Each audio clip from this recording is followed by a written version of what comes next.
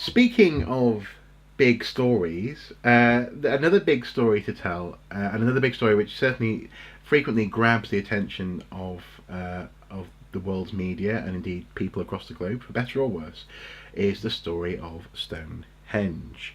And Ah, we yes. have seen, have we not, in recent days, Stonehenge coming to the attention of UNESCO, or rather, so UNESCO starting to comment on the unfolding problems surrounding the proposed road network solution for Stonehenge. Would you like just to sort of fill us in on that? The story so far.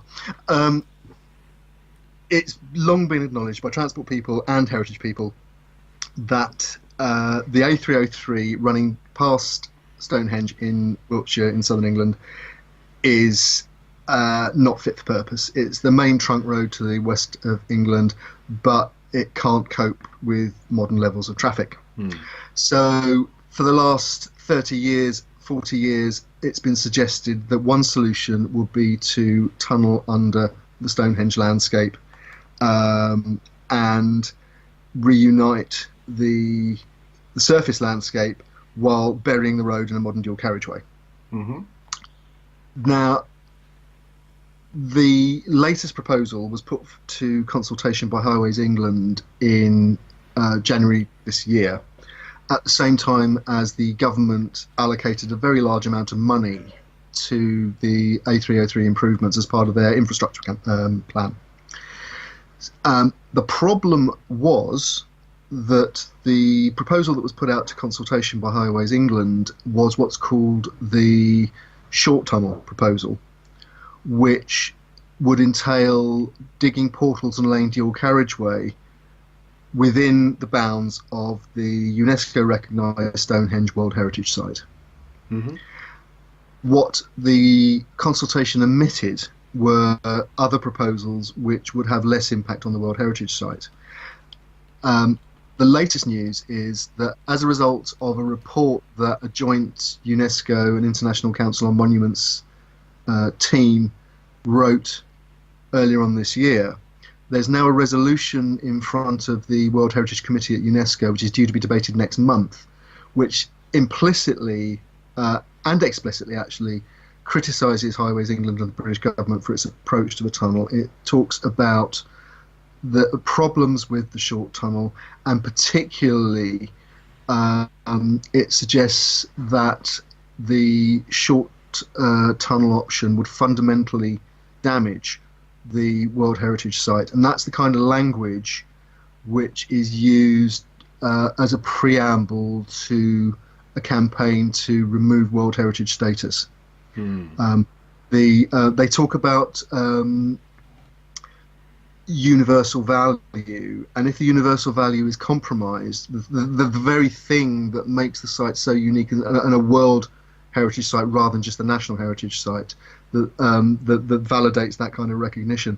If that unique value is compromised by something like a development, like a new road, then World Heritage status can be taken away. It's interesting in Britain, and we've talked about planning a lot in these podcasts, and it's at the basis of a lot of British archaeology, and that's something we can come on to perhaps in this segment. But the city of Liverpool as well, Liverpool waterfront is a World Heritage Site, but that status is also under threat because of developments that have been authorised by Liverpool City Council. Hmm. Hmm. So potentially the UK government and the Department for Culture, Heritage and Sport and the UK heritage bodies like Historic England could find themselves facing at least one and possibly two World Heritage Sites with their status under threat because of permitted developments. Hmm. Hmm. It is interesting that, that UNESCO, it seems to be setting up a really sort of a really fairly firm line in the sand there, because you would think that this line of the sand would be coming from, given that this monument is what the most visited historical site outside of London, I imagine. I'm guessing there, but I'm pretty sure it would be. It's certainly English Heritage's top site in terms of visitor Yep. numbers. You think that actually there'd be a very much stronger lobbying voice for this from English heritage, but also from the government itself. This, though, really highlights that in recent years we've seen a degradation of those roles. That actually the government, in chopping up English heritage and also compromising it budgetarily, has meant that actually English heritage has to be primarily focused on actually getting footfall and essentially self survival, self preservation, and Heritage England and how all that stuff sort of interrelates as well. The conversation is much more complicated within this country, I suppose is what I'm saying. The people with the purse strings, the people with the agendas, and what we have here is UNESCO really laying down the law and saying, well, actually, if you compromise this monument, which it looks like you might do, it will no longer be an important site. That's very interesting. And actually, looking at the proposed solution, I mean, the long tunnel and short tunnel. The long tunnel, there's no exact figures given on this particular source that I can find, but it looks about 2.5 times the length of the short tunnel. The short tunnel being approximately maybe 2 kilometres long, perhaps. So it's just over 2 kilometres, I think. It's around about 2 kilometres. The long tunnel would be about 5 or maybe 6 kilometres by the look of it. These are both going to be substantial engineering projects, and I suppose this brings me to something which I think is a fascinating third angle here. Okay, you've got the problem of the infrastructure, the fact that it needs to be fixed. The A303 is not fit for purpose in that sense. It is a bit unsightly, possibly, but that's a secondary issue. Really, it's also having an effect on the historical landscape. You've also got this issue of the archaeology that will be affected by underground, especially boring, or I think, as you were saying, dig and cover was another issue, possibility. The original tunnel proposal was cut and cover, which would have been very destructive. It would have been cutting a huge trench through the landscape and then backfilling it. That went a long time ago, but that was the original proposal. Yeah, but nonetheless, both of those would be potentially very destructive for archaeology, and one would hope if they went ahead, they would be preceded by substantial archaeological watching briefs, which would then have open remits to open excavations when required. So there's that stuff. But this extra angle that I'm talking about is this idea that actually, arguably, what we have here is a ritualized landscape of the 21st century. There is a ritual that exists in that landscape that everyone experiences when they're driving along the A303. The ritual is, can you see it yet? Can you see it yet? Can you see it yet? Oh, I can see it. There it is, Stonehenge. Yeah. Oh, it's a bit small, isn't it? Oh, yes, it is. And then it's gone.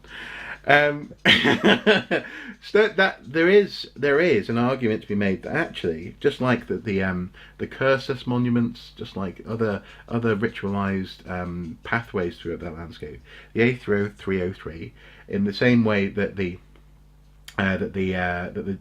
current Druid population have appropriated the monument, the A303 is part of that landscape. And I think it's interesting how no one seems to be addressing that. No one's actually talking about that experience of the landscape. Well, to be fair, I think some archaeologists have taken the view that the status quo is better than doing something too quickly and getting it wrong. And there are others who favour yet another. It's interesting that there was a letter, and one of the reasons that the government is in and Historic England and the other regulatory bodies and national bodies are in potential trouble over this is there was an open letter to the consultation published by 21 expert prehistorians, independent expert prehistorians, led by Mike Parker Pearson, which basically demolished the short tunnel as an option on not just heritage grounds actually, but they also put into play yet another proposal, which is one that again UNESCO says should have been part of the consultation but wasn't, which is a southern bypass around the southern edge of the World Heritage Site, which would solve the road problem. But keep clear of the World Heritage Site. At the same time, Historic England have argued that wherever you put a tunnel in that area, you'll destroy archaeology, or wherever you put a road in that area, you'll destroy archaeology, and it's a question of least worst. It was very interesting. this week, of course, as well as everything else that's gone on, we've had the summer solstice, and you mentioned the druids, well, the modern druids, I should say. But the BBC ran a piece on their Radio 4 programme called Making History about Stonehenge. And it was very interesting, I think, that as well as Dr. Rachel Pope speaking up for the Stonehenge landscape as an independent archaeologist, she's aligned herself, broadly speaking, with the opposition to the tunnel option. They had an archaeologist from the National Trust, who were the actual landowner for a large part of the World Heritage Site, who was talking in, again, quite appropriate terms about reuniting the landscape, allowing people to walk from Stonehenge down through the rest of the fascinating prehistory of the World Heritage Site. And 2/3 of the World Heritage Site is the wrong side of the A303. But very significantly, I think Historic England put up not just one of their archaeologists, but their chief executive, no less, to say basically that they felt that, at least they seem to be arguing that there wasn't that much of the tunnel option was a perfectly valid option, and the impression given was that they weren't going to go into the ditches to defend, to argue for other options. That's the fact that they put up their chief executive suggested to me that they see that they've got a significant PR problem with this. They want to try and get ownership of the argument. Well, I think they do. But it's interesting, though, as you say, because English Heritage, essentially, they own the site. National Trust owns lots of the land around the site. National Trust, in certain areas, have been quoted as saying that they believe that this deserves a world-class solution, as opposed to something which is... interestingly enough, something which is driven, as it were, also by local politics, because John Glenn is the MP for the area, is he not? He is. And John Glenn is also... Since last week, is intimately involved with the decision-making process. That's right. He's now the Undersecretary of State with responsibility for heritage at the Department of Culture, Media and Sport. Yeah. So he's the politician with direct responsibility for it. Yeah, which I don't know. I don't know if I'm misunderstanding the term, but that feels like a certain element of vested interests, in so much as. But that said, though, as well, there is and this actually brings me back to this idea of the modern landscape. His interest will be the voters, will be the local voting public, because it's his seat and he wants to keep it. And in that sense, he'll also probably have a very pragmatic sense of the landscape, the businesses that live nearby, the people that live nearby, and also the fact that, frankly, and this is something we were talking about, I think, a couple of days ago, linked with this issue, the horse has bolted. The road is there. There is a road there. People drive through that landscape all the time. It is not pristine, and it can never be returned to being pristine. No. And people seem to be sort of pretending that somehow, in some respects, some of these solutions are as good as undoing the road, and that's simply not possible. And so maybe actually having people, especially people like local MPs involved, it might actually bring a certain pragmatism to this argument, which combined with the UNESCO line in the sand could result in something else. Maybe there's another way of solving this problem. I think at the moment, we'll see in July whether UNESCO adopts the resolution unamended. If it does, then the government will be requested, which is the polite way, the diplomatic language that UNESCO uses.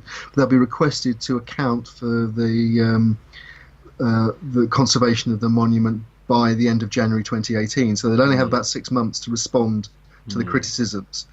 One of the criticisms is that the consultation was too narrow, and UNESCO was effectively asking for the consultation to be rerun with the other two options on the table. Which, if that happens, it would further delay the government's programme. Historic England is the regulator. They're stuck in the proverbial, between the proverbial rock and hard place, or the sarsen and hard place, because although they're the regulator of the English historic environment, they're also a government arm's length body and dependent on the government for funding, and their remit was changed by the Cameron government to basically support sustainable development. Hmm. So although there are hints in some of their, particularly with a joint resolution that Historic England and the National Trust and English Heritage came out with at the time of the consultation, that um, they would accept the short tunnel with amendments to the positioning of the Western Portal. They don't. None of those bodies appear to be prepared to oppose the short tunnel, whereas all the independents, all the significant independent opinion, plus the pressure group, the Stonehenge Alliance, and a number, and now UNESCO, are saying basically, first of all, the scheme as published and consulted isn't appropriate, and secondly, if it's followed through, there will be consequences. Implicitly, there will be consequences. It feels as though this is very much the theme of the theme of our month this month, is the fact that there are consequences floating around, and we're all just sort of watching to see if and when these consequences will land.